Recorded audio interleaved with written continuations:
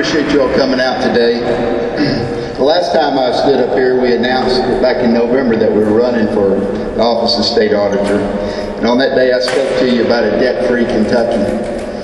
And since then, we've been campaigning across the state on that very topic of a debt-free Kentucky. Together, we won 111 of 120 counties, tied in 2, and received the second highest vote total in the primary. Folks heard that message and responded at the polls. And I want to thank you all for your help in that campaign. Today I stand before you wanting to shine some light of common sense on our growing state debt. Let's talk debt. Over the last 10 years, Kentucky's gone from $3.5 billion in debt to $44 billion in debt. As we were campaigning across the state, folks asked why they didn't know that. And I had to respond to them, well, are the folks who are spending us into financial slavery going to tell us that? No. Their goal is to be reelected, not to run an efficient state government. First, let's not confuse debt with deficit. Kentucky cannot operate in a deficit. We have a constitution which prohibits that. We must have a balanced budget by law.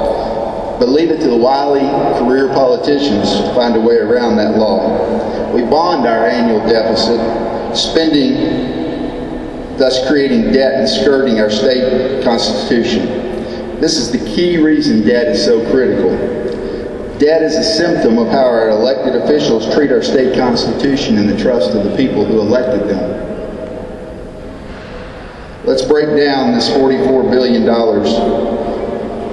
in debt. $10 billion of it is bonded.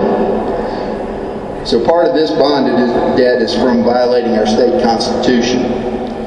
Honest practices in government? No. Where's the plan to reduce this debt? Nothing from this governor. And why is reducing this debt so important? Our state credit rating is AA-. Only California and Illinois have lower credit ratings.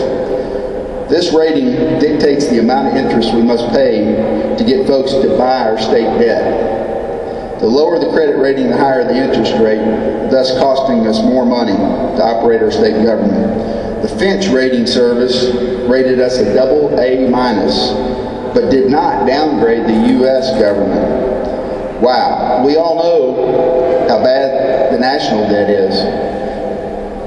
But if we are not lower than the federal government, what does that say? Or if we're now lower than the federal government, what's that say about our Commonwealth's condition? $34 billion of that $44 billion is from underfunded pension liability. These pensions are set to run out sometime between 2018 and 2021. There are 38,000 state retirees depending on checks from the state government. The first year that those funds don't exist, we, the people of Kentucky, are going to have to write a $5.6 billion check to those 38,000 retirees. Where's the plan to meet this obligation? There's nothing from this governor. The sad part is, these pensions have been a problem since the early 80s. Can you say 30 years of kicking the can down the road? Additional debt, unemployment insurance we've been hearing about. Interest payment looming in September, $28 million. Interest, not principal, on almost $1 trillion borrowed from the federal government in order to extend unemployment benefits. Where's the plan to meet this obligation? Again, nothing from this governor. We only have $9 million towards this interest payment. We're now begging the federal government to take a partial payment or extend the terms. Really, the states gave birth to the federal government, and now we're at their mercy? Does anyone see anything wrong with this? When did we surrender our state sovereignty? If I was a business, I would not consider locating in Kentucky. With uncertainty of the unemployment insurance issue, why would I set up a business and then be operating on skyrocketing costs due to lack of leadership from the governor of the state? We could take any other state in the union and have a better operating expense. We're going to see a tenfold increase in our unemployment insurance if we do not figure out how to meet this $28 million interest payment. These debts are just the visible tip of the iceberg. Each local government is piling on debt. Back when I was playing football for Coach Claiborne at Kentucky, we received a penalty for piling on. The penalty in this case is assessed to the taxpayers, not the men and women who failed to provide financial leadership. This lack of leadership on financial issues has earned Kentucky the worst ranking as the worst run state by Forbes magazine. Additionally, local governments, schools, police, and fire pensions are funded by taxes based upon home values, which, if you've not noticed, are in decline. Declining values will lead to declining tax revenue, which will lead to more debt to fund these obligations. Will the state bond this debt for our local governments? And what will the increased interest rate cost us? We have fellow citizens rioting in the streets in Europe for benefits that they were promised. Who's going to meet these obligations here in America? Our children, our grandchildren, or maybe even our great-grandchildren? I'm the only candidate offering business solutions of evaluating every area of our state government to find the waste, fraud, and inefficiencies to start paying down the state debt. We must take ownership of these problems. We did not create them, but we will clean them up, and then we'll go home. Kentucky law requires the auditor to be independent of any ties to any administration. My opponent's not addressing these growing debt problems, despite his hand in creating them as the former chief of staff for the governor. And this governor has proven he has no plan, no solution, and no concern for the businesses which drive the economic engine of the state. It's time for new leadership in Frankfort, leadership with a plan and the political will to make the difficult decisions. And we do not need leadership that's focused on re-election as their main goal. I appreciate you coming out today, and I hope you'll spread the word about the state debt that we're carrying and the importance of reducing that. Thank you.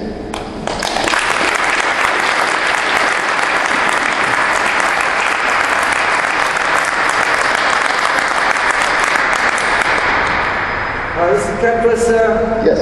The question in my mind as I hear you speak is the auditing process. How in the auditing process can the auditor affect policy? Great question. The auditor has the ability to get in any place our tax dollars are spent, whether it's the University of Kentucky, the Transportation Department, any of these quasi-government agencies like Passport, dismissed charities. These folks are all stepping in between government and the end user and siphoning off funds. They're becoming eligible for the pension system, which drives up the cost. And what the auditor is able to do is make recommendations to these agencies on cost savings and efficiencies. We'll look at the financial side of how these agencies are run, the management side of how these agencies are run. Back in 1992, Ben Chandler, when he was auditor, found out $900 million worth of waste, fraud, and inefficiencies. What we can't find is where many of those things were implemented. Now, if we were able to find $900 million worth of waste and fraud and inefficiencies in today's dollars, we'd be talking in $500 million range. And what we can do is once those recommendations are implemented, we can start paying down that bonded debt, which will improve our credit rating and fund those pensions. Yes, sir. Can you point to a place where the auditing process actually has revealed something illicit or poor policy, which therefore somebody got a handle on and corrected the situation?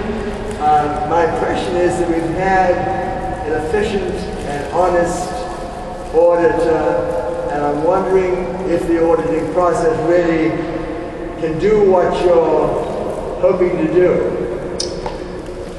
Well, I can't actually point to anything that the last auditor has done. Part of the problem with the current operation of the auditor's office is that these recommendations are not followed up upon to see if they've been enforced or put into place. And one of the things we want to do when we're in the auditor's office is create a website that will allow us to put the recommendations we've made on there so folks can see them, whether you're sitting in Franklin County or over in Fayette or out in Ashland, wherever you are, and see what those recommendations were made for those government agencies.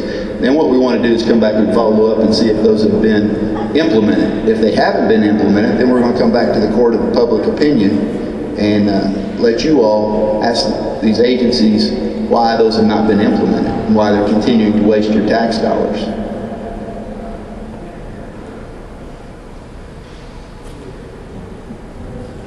Well, I appreciate you all coming out, and yes. Under our current auditor, the debt rate has just gone up tremendously. Is there any place where we can go find how that has been going up? Because I mean, 10 years ago, $3.5 billion, today at $44 billion. That's a pretty steep debt curve. I mean, we've got more debt in Kentucky than Texas does. Is there any place where we can go find incrementally how that debt has gone up? There's several websites that track state spending from year to year, and you probably, if you use that dreaded thing called Google, and Google Kentucky debt, Kentucky state government debt, you can pull up some of that information. But they'll show you the revenue versus spending and break that down for you year by year. Yes? I've heard of a guy named Thomas Massey who was recently elected in Lewis County, and he has saved the county $250,000 just by looking at what the bills coming in are for, and then seeing whether or not they're valid.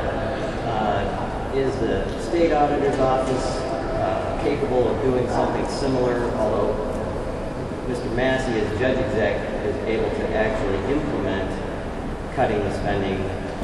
Would your office be able to do something similar in terms of, well, gee, why are we paying this, or why is this agency paying this much money for something when we're really not using it anymore? Would that be an accurate assessment?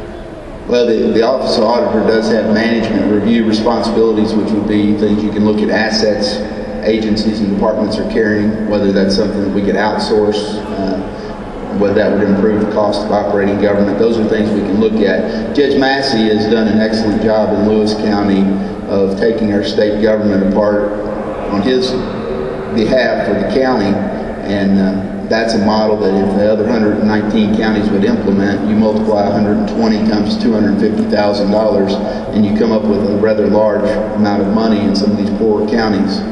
And so those are the kind of things that we need to be looking at. And unless you're looking at solving the right problem, you're going to come up with the wrong answer. And what I would say is that the past administrations have looked at solving the wrong problem. More government is not the answer. We need less government, letting folks keep more of their own money, invest in their hopes and dreams in their communities, and grow the economy to increase revenue. That's one of the things that I believe is that it's not a limited economic pie, that it's an expanding pie, and our creativity and entrepreneurial spirit is one of the things that has driven this country to be the economic engine of the world. And when we get into the idea that we're going to tax you into government prosperity, that's not possible. So what we need to be doing is creating jobs, and this debt the state is carrying is prohibiting businesses from coming here, because nobody wants to come into an unfair competitive arena when they can go one state south and have all kinds of advantages both for themselves and for their employees. So Kentucky needs to update their income tax system and get out of the business of picking winners and losers in the economic model, and let business do what it does best, which is create jobs, and in turn wind up paying taxes, which grows the revenue for the state, which lets us pay down the debt and allows us to follow our hopes and dreams.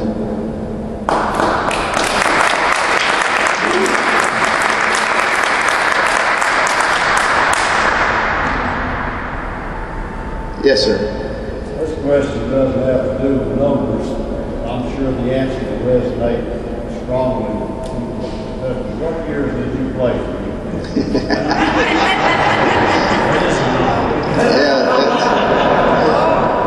I was there in 1982 and 83. I came out of high school at about 225, and by the time spring practice was over, I was down to 215 pounds, eating 5,000 calories a day, which wish I could go back to that kind of metabolism. But playing defensive tackle on the SEC at 215 is not a good place to be when you've got 300-pounders throwing you around. So I stayed over there and got my 2 degrees and opened a business and ran it for 16 years and tried to find ways around the obstacles.